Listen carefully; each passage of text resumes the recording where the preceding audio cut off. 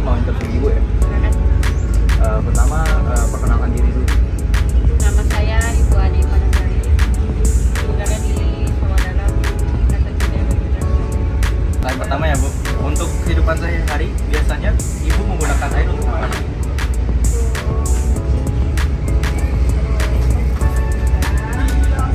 Thank you.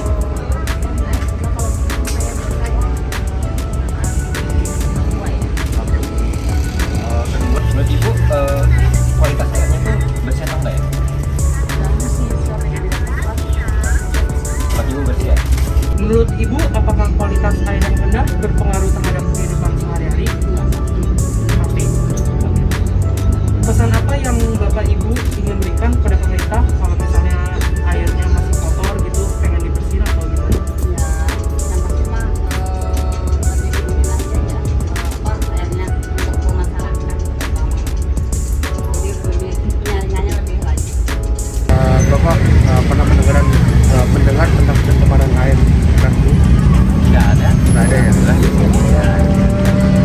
Kalau misalkan biasanya kayak air kotor gitu, gimana aja caranya bisa kira-kira buat ngurangin air di kota kita?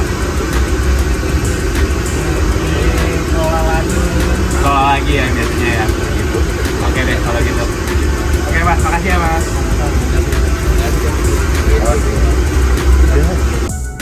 Sini ya.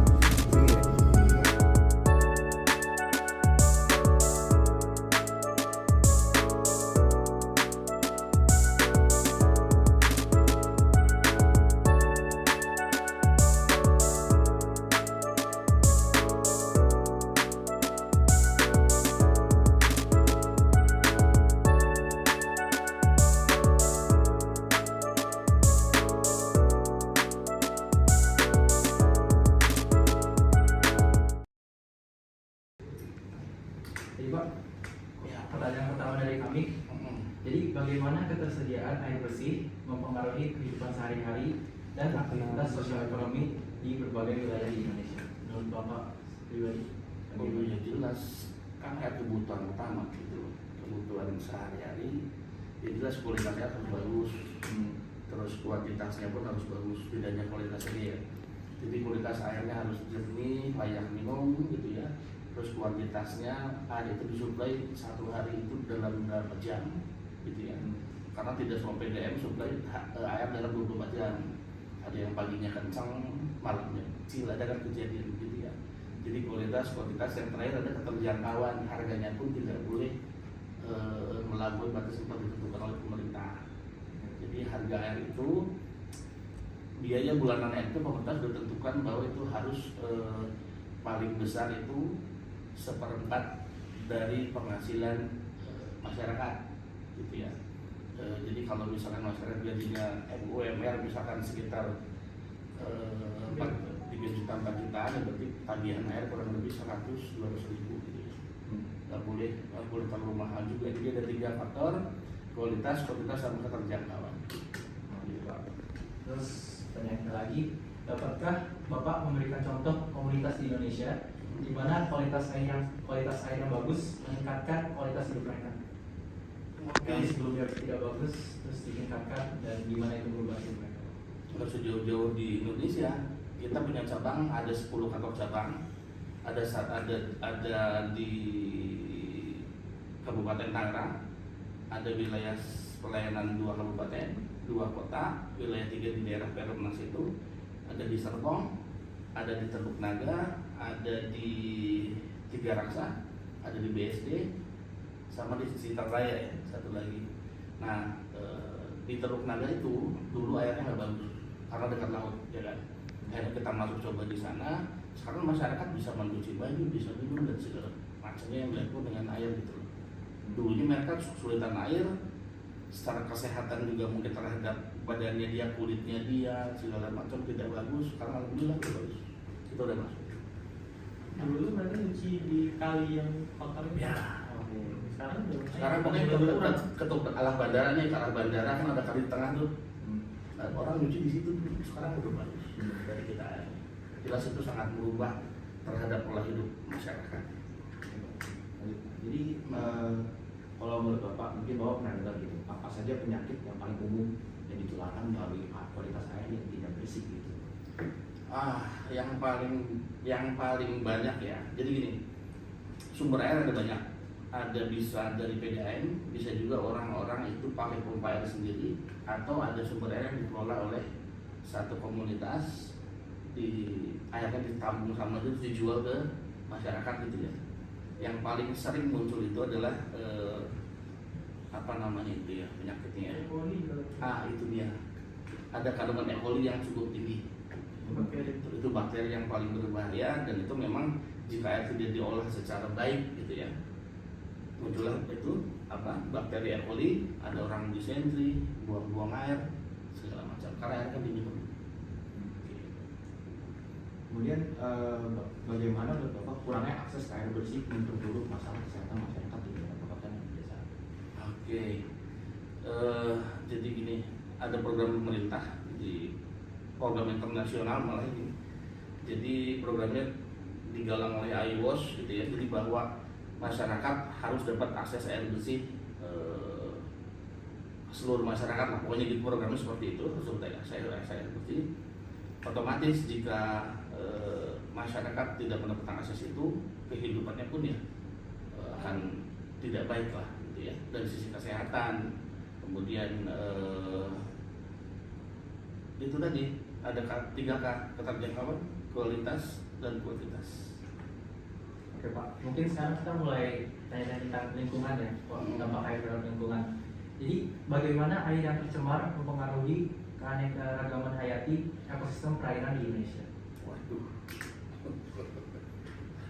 Iya. Air tercemar kan berarti ada banyak macam ya, limbah pabrik bisa, ya kan? Air bisa tercemar. Kemudian limbah rumah tangga, mungkin ya, dari lingkungan sekitar.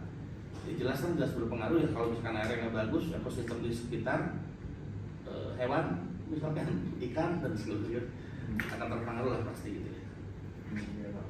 Cuman mau menambahkan tadi, jadi apa itu dampak lingkungan jangka panjangnya dari limbah industri sama limbah pertanian itu terhadap badan air Indonesia? Terhadap air Indonesia? Air di Indonesia ya.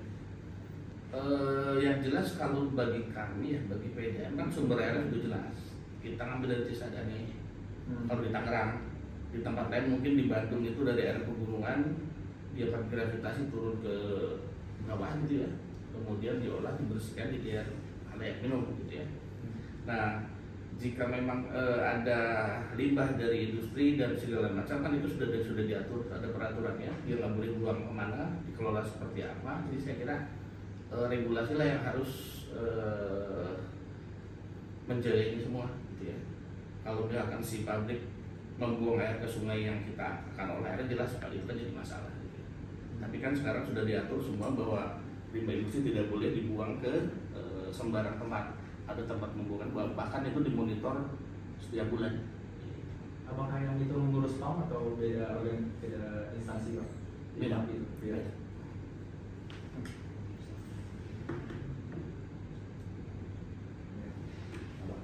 Tadi kalau untuk sumber utama penyebaran kan sudah dijawab. Sekarang saya mau bertanya lebih kepada bagaimana PAM itu menjaga kualitas air yang selama ini kami konsumsi atau mungkin masih ada konsumsi. Jadi kita punya laboratorium khusus gitu ya. Jadi air diolah dari mulai kita ambil dari sungai, disedot ke daratan, kemudian dilakukan berbagai proses untuk menjernihkan air itu gitu ya.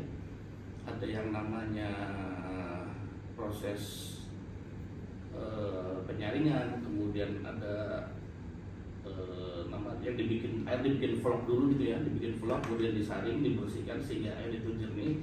Sebelum kita salurkan ke masyarakat, kita masuk lab dulu, dicek kadarnya yang standar aman untuk bisa dikonsumsi oleh masyarakat. Oke Pak. Terus Pak, tadi kan kami baru-baru ini interview masyarakat sekitar Pak tentang kualitas air, dan mayoritas mereka bilang semoga pemerintah itu meningkatkan kualitas air di Indonesia buat mereka juga kan. Jadi saya mau nanya, kebijakan apa aja yang telah diterapkan pemerintah Indonesia untuk meningkatkan kualitas air, dan menurut Bapak seberapa sukses inisiatif mereka ini? Ya, saya kira pemerintah sudah kasih standar lewat dinas kesehatan khusus untuk PDAM ya. air yang layak konsumsi ada standarnya. Kalau kita mengolah air tidak dengan standar, outputnya misalkan hasil yang produksinya otomatis kita tidak boleh beroperasi. Jadi pemerintah sudah memberikan batasan bahwa air yang kita produksi, yang kita bikin sebelum disalurkan harus itu tadi dicek di laboratorium, kalau sudah aman baru boleh kita jual. Kalau boleh tanya, ada nggak ya kemitraan atau kolaborasi antara pemerintah dan komunitas-komunitas lokal untuk meningkatkan kualitas air di komunitas tersebut? Gitu? Ya, ada banyak komunitas yang concern terhadap air di setiap wilayah di Indonesia lah. Itu kegiatannya biasanya dikemas dalam bentuk merawat sumber air itu sendiri. Kalau di Tangerang ada beberapa organisasi sosial yang kerjasama dengan kita, programnya banyak, dari mulai ada program bersih sungai di sini gitu ya. Kemudian ada program penyuluhan ke masyarakat tentang air yang sehat dan lain-lain. Jadi memang ya pemerintah, baik pemerintah kabupaten, kota maupun pemerintah pusat itu sudah membuat banyak rencana itu untuk menjaga kualitas air. Ini sektor terakhir, itu lebih ke teknologi dan inovasi. Jadi kami ingin bertanya, apakah ada inovasi teknologi yang sedang dikembangkan atau bahkan sekarang dipakai oleh PDAM atau pemerintah untuk meningkatkan kualitas air di Indonesia atau di daerah? Ya, itu banyak sekali jenisnya yang sekarang bukan sekarang sebenarnya itu bertahap terus ya dikembangkan. Dari mulai proses penyulingan air secara manual, kemudian ada yang sistem pakai filter. Kita punya satu cabang di Gading Serpong, itu tidak menggunakan cara penyulingan seperti pakai bak kayak kita sekarang nih, ada bak penyulingan dan lain-lain. Dia menggunakan filter. Jadi ada banyak filter di dalam satu ruangan, itu dikelola secara digital. Kemudian kadar air dimonitor setiap menit, gitu ya. Ketika airnya misalkan tidak sesuai standar, maka dia kasih warning. Di sini filternya udah kotor, misalnya perlu diganti gitu ya. Ya kurang lebih seperti itu, kita sudah mengikuti teknologinya untuk pengolahan air. Bahkan kita sekarang sudah ada standar, kalau mau dilihat ada ruangannya di sebelah sana, nanti mungkin minta antar Pak Satpam aja coba. Itu kita bisa lihat produksi air seperti apa secara digital, ada ruangannya khusus. Bahkan kita mematikan menghidupkan produksi sudah dari ruangan standar. Ya, misalkan ada kebocoran di satu lokasi, itu akan ngasih warning sama kita di monitor besar, nanti layarnya gede sekali, kebocoran air, masalah debit air kurang, ada kita pasang sensor di semua pipa gitu ya.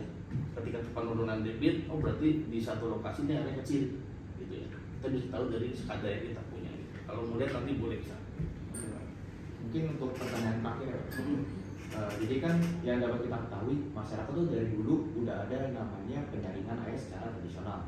Yang contohnya itu seperti misalkan pakai batu, pakai pasir, dan lain-lain.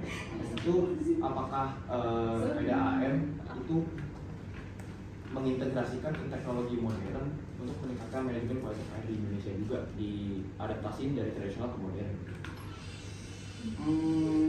Kalau pilot kan skala besar ya, yang kita olah itu bukan, kalau yang tadi masyarakat secara manual kan paling dia hanya untuk kebutuhan di rumah tangga, ya kan, dari air yang zaman dulu tuh dipompa ya kan, terus dikasih saringan di ember, dikasih batu kan, itu mungkin untuk skala kecil. Kalau kita sudah skala besar, jadi teknologi sudah berbeda, lebih canggih daripada itu. Kalau mau lihat gimana cara air diolah ada di belakang, kita punya pengolahan kecil bisa lihat. Begitu, sekian dari kami. Terima kasih. Makasih banyak Pak.